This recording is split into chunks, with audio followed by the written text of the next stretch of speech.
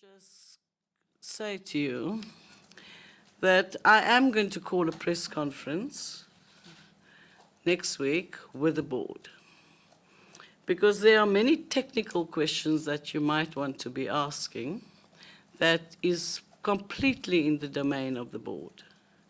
And so early next week, I will have that press conference. After considering various options, and the board proposed that Mr. Molefe return all monies received on his departure from Eskom on the 1st of January 2017 and is reinstated as Group Chief Executive with immediate effect. In terms of the board's proposal, Mr. Molefe agreed to serve out the remainder of his original contract and to reconsider the terms of his contract that resulted in the previous pension arrangement. Shall I read that again? In terms of the board's proposal, Mr. Molefe agreed to serve out the remainder of his original contract and to reconsider the terms of his contract that resulted in the previous pension arrangement, the one that I objected to.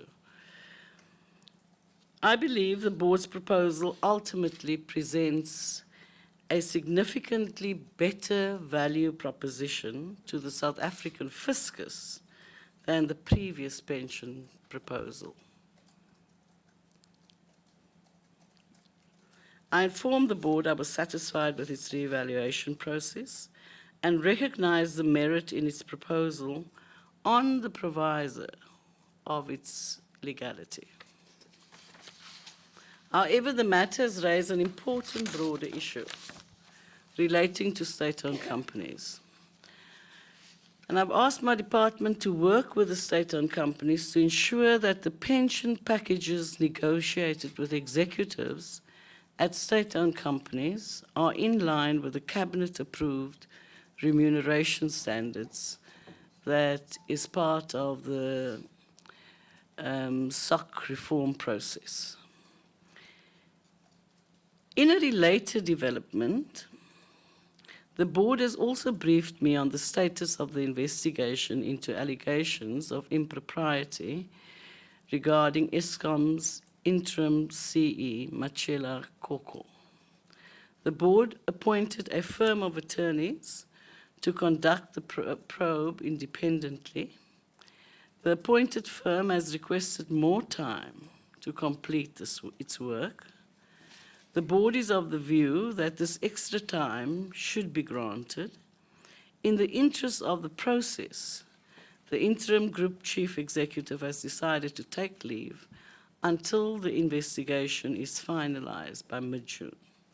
And I support the acting CE's decision. I would like to assure South Africans that the final investigative report will be transparently handled, and firm action will be taken against Mr. Koko should evidence of wrongdoing be discovered. Finally, I would like to reiterate my call for a decisive investigation into allegations of maladministration raised in various reports, including the former Public Protector's State of Capture report. Clouds of unproven allegations and counter-allegations are doing state-owned companies and our country a great service. Thank you very much. Okay, thank you, Minister. Can I say, or you can give a Minister, Paul and Linda? Paul and Linda, but in terms of age, Minister, Linda first. Well, it's beautiful before age. I think this case is cruel before Linda and Paul and Mary. Minister, in light of the outrage across the spectrum about the appointment of Mr. Molefe before any conclusion of the inquiry into the state capture report, how possibly can you justify that it's a good decision? Thank you. Apart from the financial aspect, the ethical aspect just glares out screamingly. Thanks. Hi, Minister. Paul Vecchiato, Bloomberg. Whilst in terms of the Companies Act, the board can make such an appointment, surely Cabinet has to be informed of this, and were they? Because he is considered a prescribed person. Was this discussed in Cabinet on Wednesday? Thank you. And how long was his original term for? Thanks. Hi, Marianne Merton, Daily Maverick. Effectively, the calculation to say it's cheaper for South Africa to keep Brian Molefe at Eskom than pay him the 30 million. Isn't that a case of government actually being hijacked and held to ransom? And surely now is the time for yourself as shareholder minister, not only of Eskom, but also your whole cabinet colleagues, to really put their foot down. Because as Linda was saying, the political blowback and the criticism at a time when we've been downgraded, we're facing further downgrades, something like that is just absolutely unacceptable. Particularly at Eskom, which is one of the leading SOEs that does participate on the international markets to raise money. Thank you. Let me just answer the last question first. It's very interesting. You know, there's a public narrative that says that Eskom is in an exceptionally bad state. Eskom, I can say, and it says there's a credit rating agency, and there's a possibility that we're going to be downgraded again. We are seeing the credit rating agencies in a week's time, I think. And as it stands today, Eskom actually, both nationally and internationally, has been able to cover its costs, its build program, the loans it goes out to in the market, by 90%. The company is financially sustainable. Compare this to what I said 3 years ago. I'm glad that DJ Aidan Thomas isn't here. He's still looking for me because he bought a generator. Because I said there would be 3 years of load shedding. Comparatively speaking, the company is actually in a much better state than it was 3 years ago. I think the issue is, for me, is that there is outrage, and the outrage is around one issue in particular, and that's the State of Capture report. Now, the State of Capture report makes one recommendation, and the recommendation is for further investigation. And until Mr. Molefe, until the President actually uses his prerogative and calls a commission of inquiry, or there is another form of investigation, Mr. Molefe is not guilty of anything yet.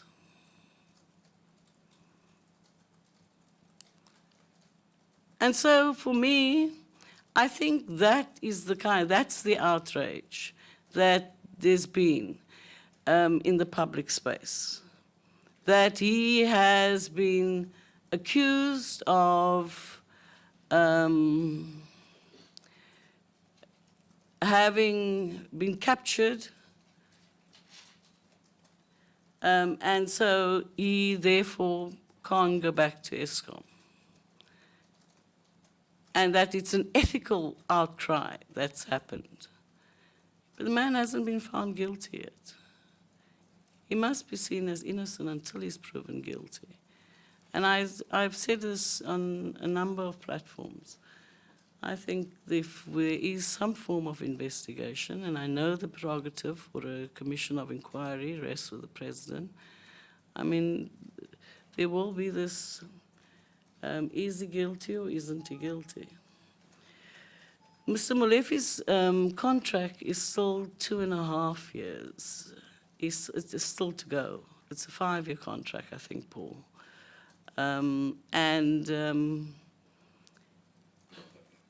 the pension has been calculated as a legal document in terms of the pensions fund and so forth. And Mr. Molefe was actually the person who brought Eskom where it is today after 3 years. And I know he was paid to the maintenance, and he was paid to keep the lights on. It was his job to do so. But I can tell you, when I sat here before you 3 years ago, or 2.5 years ago, I really didn't know if the lights were going to go on, and that the country was in a state of load shedding. And I only use load shedding as an example of it. It's not in the financial sustainability of the company. The company clocks profits now. Before this, I thought they were not going to clock profits. In terms of the Companies Act, so I think I've dealt with the ethical. I also think that I've dealt with the ethical issue. When Mr. Molefe is declared guilty or not, then we can take a decision about whether his return is an ethical one or not. The Companies Act, the board can make a decision. Now, you know, in terms of the Companies Act, I draw up an MOI.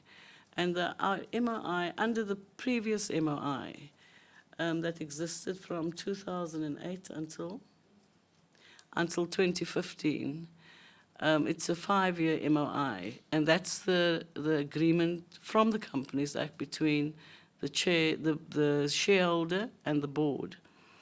Under the Companies Act then, or under the MOI then, the board actually had a right to negotiate the settlement. The board won't have a right to negotiate the settlement any longer because we've rewritten the MOI. And in the rewriting of the MOI, none of the boards, for Marianne, none of the boards will be able to do so. It is how the MOIs are written. And so that one was negotiated in 2008 without this, maybe the kind of issues that are happening today. But when it came up for renewal, we changed the MOIs so that they don't have that. Has government been hijacked? You know, this is a very complex matter. And this is why I think state-owned companies, the reform process is such an important process. Because state-owned companies operate under the Companies Act. And under the Companies Act, the shareholder appoints a board to exercise its fiduciary responsibility. It's not operational, but it exercises its fiduciary responsibility on behalf of the shareholder. And so when the board acts within the broad policy of the state. And it doesn't act necessarily in consultation constantly with the shareholder representative. And so for so many of the areas, I think I would bring in the board as well, so that the board is able to tell you all the technical dynamics of how they arrived at this decision, and I will bring the board next week. So I don't feel hijacked. I feel that there's a decision that has come to me, and on the face of it, and the fact that the board has assured me that it's a legal process, I have accepted that Mr. Molefe would be in the employ of Eskom until the end of his contract. I still think it's a better proposition than paying Mr. Molefe 30 million rand as a pension. Can I just have a second round and then a final in Pretoria and a it's a semi-final in Pretoria and a final in Cape Town. Okay, Paul, you've had it's Wendell. Sorry. Thanks. Just wanted to check, please. So does Mr. Molefe enjoy your unequivocal support? His return.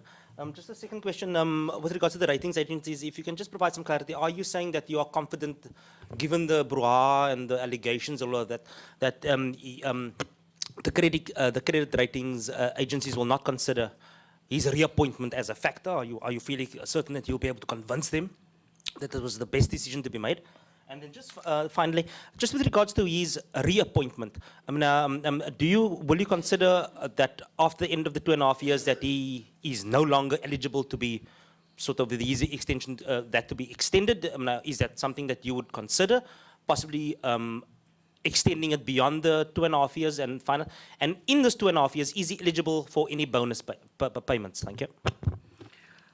Let me just deal with the bonus payments. You know, you guys deal with this bonus payments every time as if I do give them bonus payments. They haven't had bonus payments for 3 years.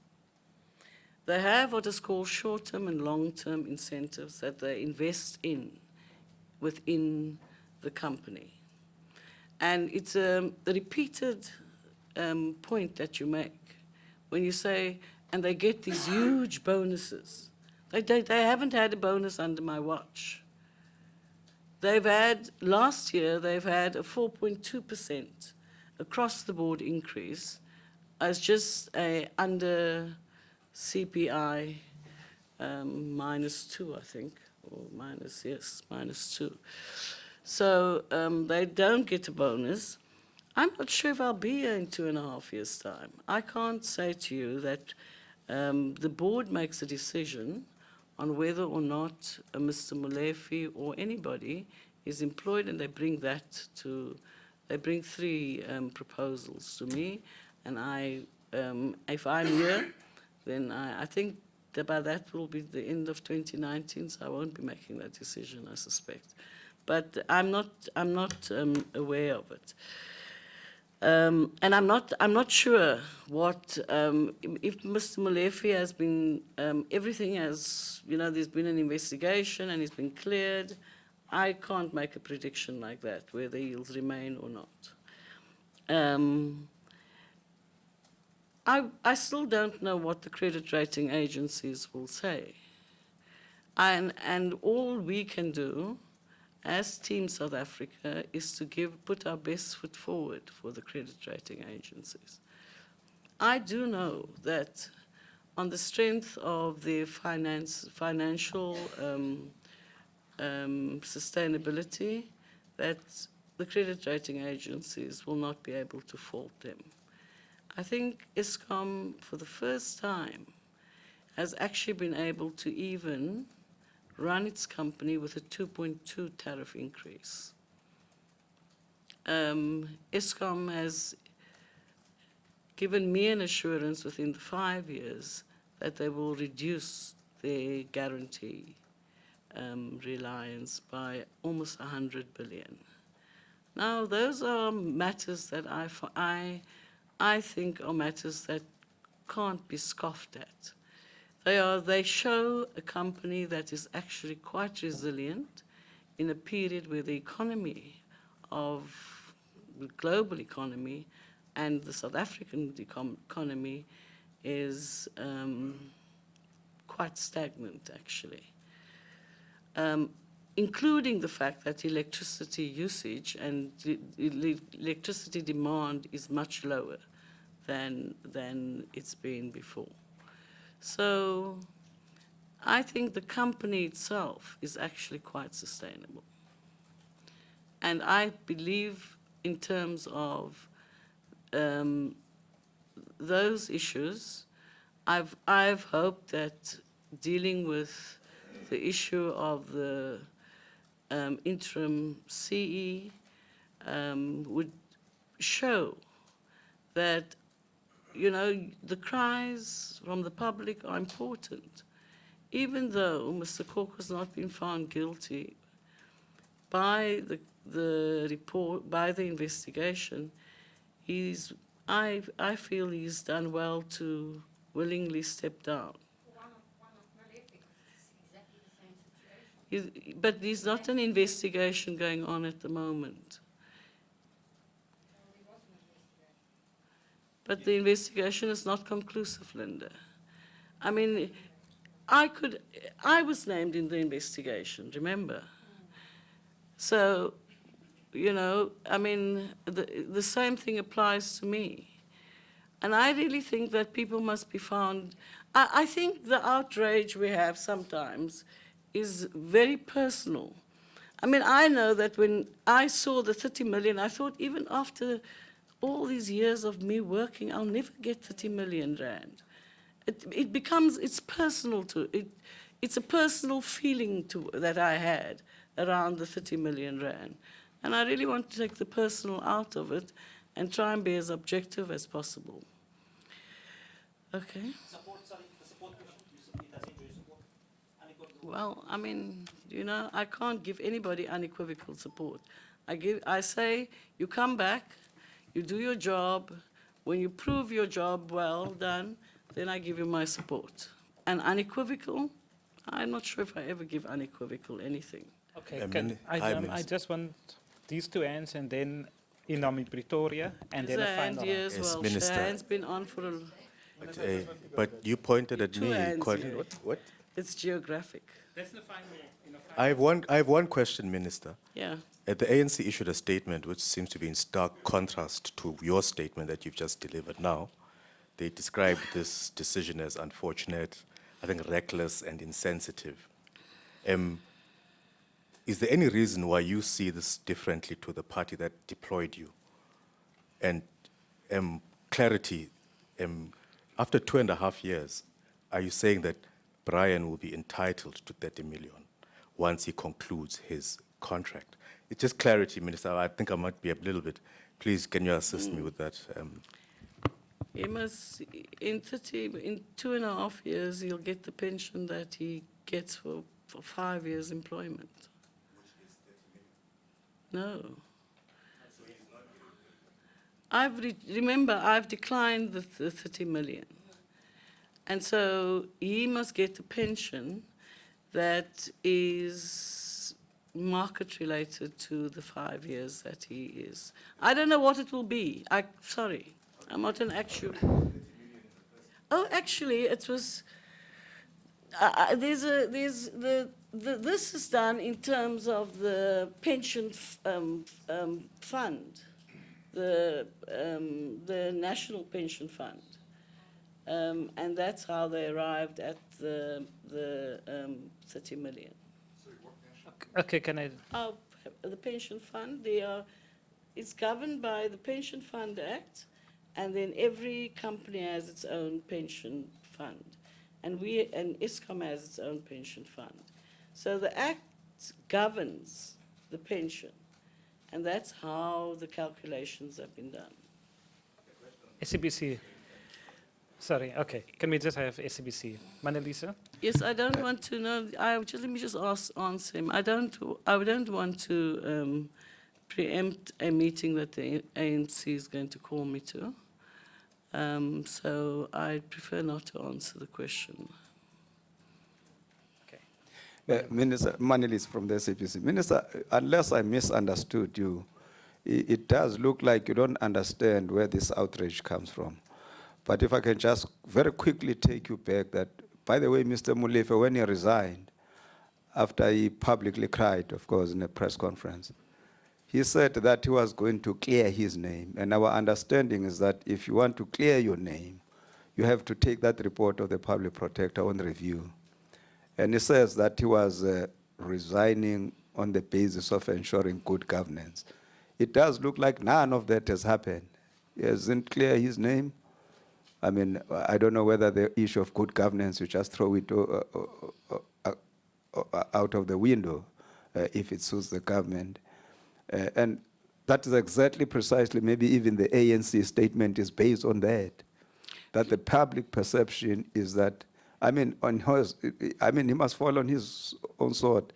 He said it himself, and none of that has happened. Now, the question is, on what basis are you bringing him back? I'm bringing him back on the basis of the board having having gone back to reevaluate the pension after I have declined the 30 million rand. And on those, that's the ground that he's coming back. I have never said that I don't understand the outrage that people have. I understand it, and that's why I'm sitting before you here today. I've read every single tweet and every single newspaper article and listened to every single radio station on it. And that's why I'm sitting here. The issue for me, though, is that there didn't seem to be, there isn't another solution other than paying Mr. Molefe the 30 million rand and or going to court, him taking Eskom to court. And it's on those grounds, and again I say it, on the proviso that Eskom has actually that it's legal, that I've supported the board. Any questions in Pretoria? Is Antoinette? In Pretoria? Thank you very much. Thank you, Minister. Yes, we do have a question. The person would identify themselves, and then we'll take it from there. Thanks, ma'am. Antoinette Slabbert from Moneyweb. Minister, it seems as if at the bottom of this whole saga is the employment contract of Mr. Molefe. And in your previous press release, you specifically said you didn't have sight of that agreement. You now say it's going to be renegotiated. Now, my question is, how can we trust a board that apparently was satisfied with such a skewed agreement to be in charge of a renegotiation? Is there, or are there any safeguards? You talk about the board assuring you that what is being done now is in order, legally speaking. That's their word. Should we accept their word? And then linked to that is my question, is Eskom out of control? If you look at this event, paying Mr. Molefe 30 million, unless you intervened, he would have, it sounds actually as if he did receive the 30 million. Eskom is opposing the signature of the IPPs in contrast with government policy and even a statement by the President. Eskom is telling NERSA it cannot comply with the prescribed methodology for tariff decisions. Is Eskom out of control? That is from Pretoria for now. Thank you. Can I answer that immediately? The question is that I'm not sure if Ms. Slabbert heard it earlier, but in terms of the previous MOI, Eskom was in the right, and that MOI existed from 2008 to 2015. Eskom was in the right to negotiate a pension. The pension is negotiated in terms of the Eskom Pension Fund that's governed by the Pension Act. Having said this, I said it earlier, and but I don't think Eskom is out of control. In fact, I think the company is in a much better position. There might be opposing IPPs. I don't think Eskom has a, not that I don't think, Eskom doesn't have a right to oppose IPPs, but Eskom has to remain financially sustainable and viable.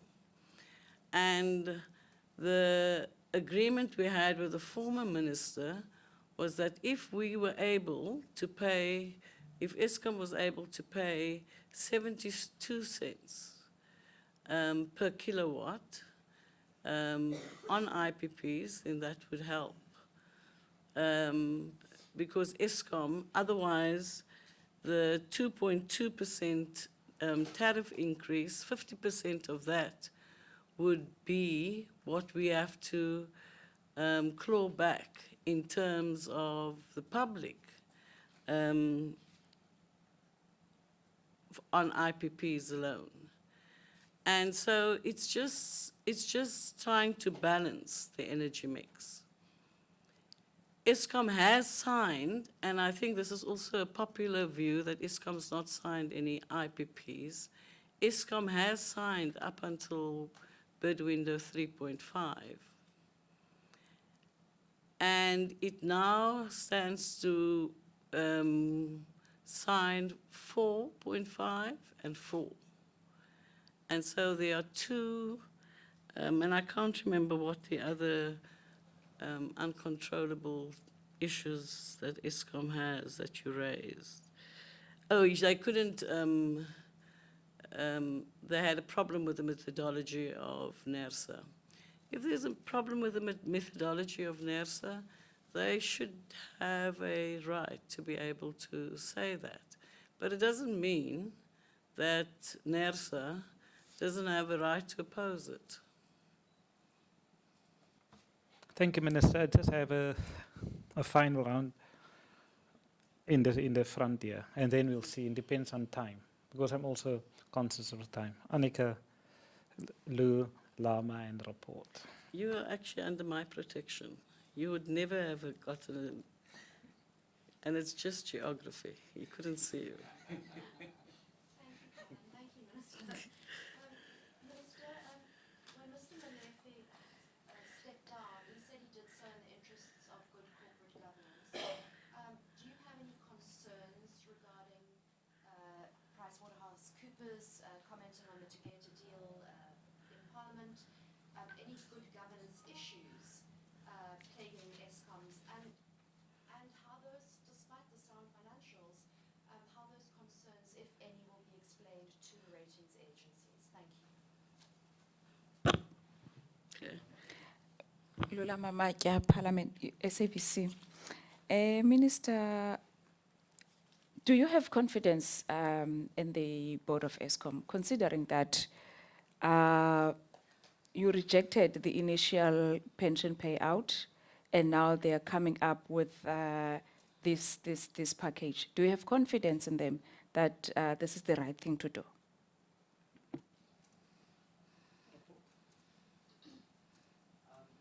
You know what, I spoke to your analyst today and sort of said that, you know,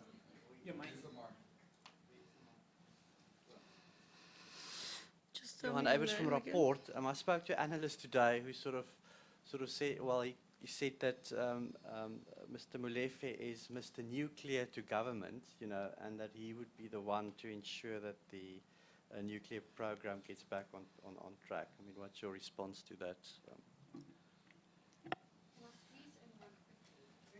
It depends on Minister, it seems like Molefe's got the board over a barrel now, but either you pay me 30 million rand or you take me back. I mean, you know, where is all his ethical concerns when he left the company? Just thrown out of the window for money. Linda, you know, I can't answer that question. I wouldn't know what Mr. Molefe is thinking in terms of that. Annika asked, can you just repeat your question? I mean,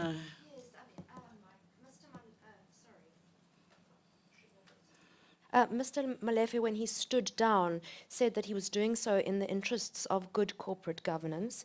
And I want to know, please, if you have any concerns regarding good corporate governance within Eskom, and I'm talking especially about Together, and how you will explain those concerns to the ratings agencies despite Eskom's sound financials.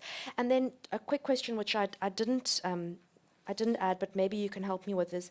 There seems to be a disconnect between the principled person, Lynne Brown, who has been in the ANC for many, many years and who we all remember as being, I think, a principled person, and Lynne Brown, who is the Public Enterprises Minister, accepting the only legal solution.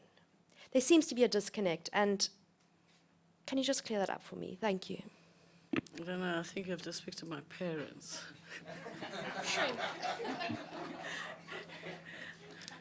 I'm only just a KP, so, you know, Look, the issue is, do I have problems of governance? I have problems of governance with all the state-owned companies.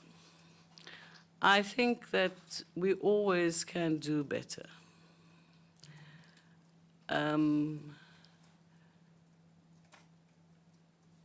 But I also feel quite strongly that I want to be able to. I wouldn't know what Brian's thinking in terms of his. He was resigning because in the interest of good governance and so forth. I want to answer both you and the lady from SABC on, am I convinced of it? Am I convinced of the board? You know, it doesn't take one issue. I'll try to come back to me and me, the other me.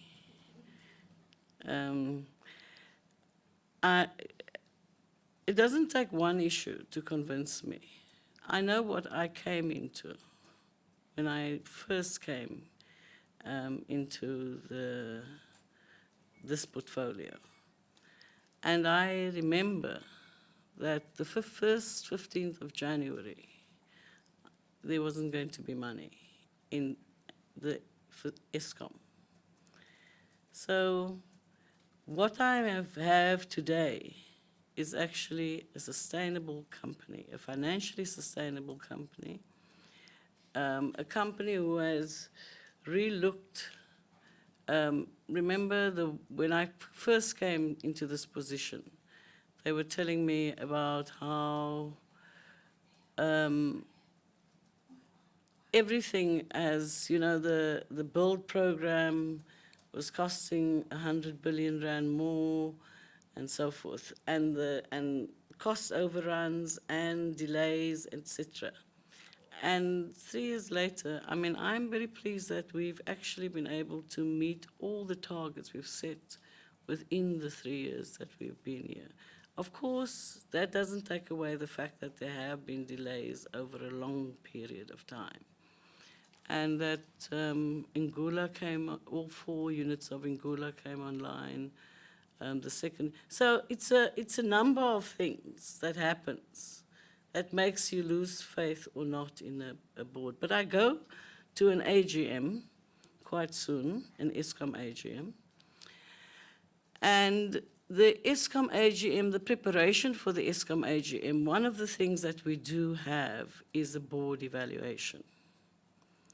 And it's an external board evaluation. And Eskom and Transnet will have those external evaluations, and they have an internal one, and they have an external one. And that will determine many things as well. When do we start up? It's now soon, isn't it? June. June. And I think Eskom is one of the first companies that go to AGM. The nuclear to government, it remains a decision in, it has a decision in, remember the court has actually taken Eskom out of as builder and procurer. So Eskom doesn't have a role now to play in it. And it remains in Energy's purview. And I don't think one person, it's a decision of government, it's part of the energy mix, and I don't think one person will be able to sway it either way. The courts ruled on it quite recently. You know, I hope that I would be able to take my principles into everything I do. And I believe I do that. It's managing a portfolio that largely don't operationally run each of the companies. And so I think the thing that keeps me sane in it all is that there's a SOC reform process that looks at the 22 large economic drivers. And we need to look at what is it that we should be doing with the state-owned companies, the top 22, into the future. And there are many examples across the world where it's either placed in a vehicle that is outside of government, where government remains a shareholder, but it's run in a particular manner, or because it is very complicated, it's very complex to find that a company is doing something and they are actually allowed to do it so in terms of the Companies Act. So I think, you know, there are many other things I could say on it, but I don't want you to think that I don't regard your outrage as important. I came here today because I think there must be some answers that you need to get. I mean, I saw somebody raised, quite an esteemed member of the War Room, raised on a tweet earlier, and he said all the investigations, or the majority of investigations in the last short while, they were all under Brian Molefe's watch. And it's not true. And I mean, I don't tweet, so I didn't say, look, it's not true. It's all before the time. And it looks silly when I do it. It looks like I'm just trying to justify him. But I think that's what I'd really like to believe that that you get better answers and more answers from when the board sits next to me, where you ask them the questions, more of the technical answers that you can get. I don't think I should do the board's job. That's why I want them to do that job. And hopefully, and maybe you'll get a better picture of it. I mean, I was thinking about you asked me a question about the Tegeta deal. Now, there have been a number of investigations into it. I'm waiting for the final investigation from National Treasury, because that will put the lid on it, I think. Because Eskom, remember, Eskom had to respond to that report, but that report was, I'm not sure it was unfortunate or fortunate, but the draft report was sent to Scopa and various other institutions before Eskom had an opportunity to look at it. So, you know, I'd like to be able to do the investigation, to get a judge and let the judge go and do the investigation. But I have to wait because the president is actually the one who has the prerogative to institute a commission of inquiry, a judicial commission of inquiry. I don't have that right. So that I can clear up, because it is the cloud that we have over the state-owned companies is the fact that they are viewed as being captured. And they are being captured particularly by the Guptas. That's the popular view. And all of these companies, I mean, the two large companies have an asset base of 1 trillion rand. And the last time I checked, in Eskom, it was 1.8% that was in Tegeta. and that 98% was in 4 other big companies. So, look, if you push me hard enough, I'll probably tell you that I do have a plan for how to look at, and now my officials are really going to be angry with me because I'm not supposed to tell you this yet. But I think what we need to do is that we need to look at how the costs on cost plus mines, all those costs, including whether they get prepayments, or including all of that. And then the bottom short term, which Together falls under, short term mines, so that we clarify that matter once and for always. So that, is it true that prepayments are done for companies? No, I can tell you that it is. Companies get prepayments. Then this, probably the second issue would be, and the PwC report covers it only for the Together mines. They cover the issue of the quality of coal. And what happens to companies where the quality of coal is, and we've just had a case of one such company where the quality of coal was not up to standard. I don't want to name the company. Up to standard. I don't. So you know, so those kinds of things are important matters. But I think it becomes such a technical thing that we need to actually specify water licenses, prepayments, all of that.